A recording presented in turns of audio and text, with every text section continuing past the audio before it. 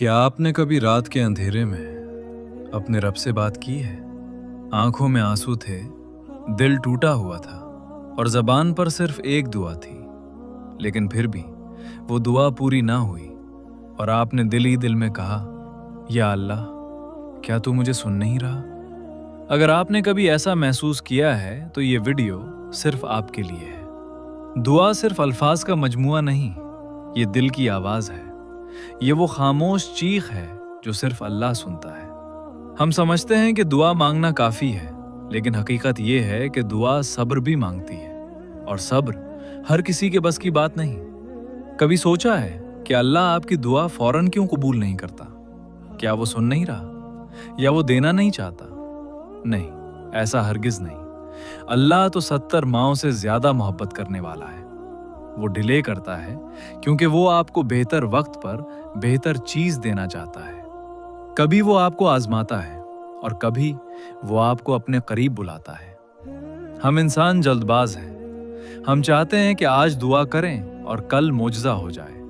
जब देर होती है तो हम थक जाते हैं, मायूस हो जाते हैं और बाज़ औक़ात दुआ करना ही छोड़ देते हैं। लेकिन याद रखो, यही वो लम्हा होता है जहां तुम्हारा ईमान आजमाया जा रहा होता है। अल्लाह फरमाता है, बेशक अल्लाह सब्र करने वालों के साथ है।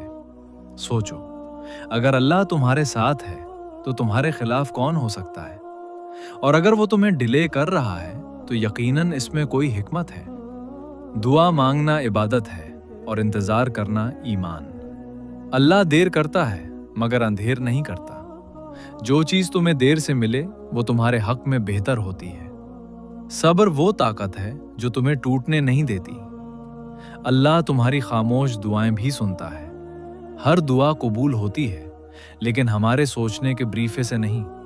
या तो वो फौरन मिल जाती है, या उससे बेहतर चीज दी जाती है, या फिर आखिरत के लिए महफूज कर ली जाती है। और यकीन करो, आखिरत का बदला दुनिया की हर खुशी से बड़ा होगा।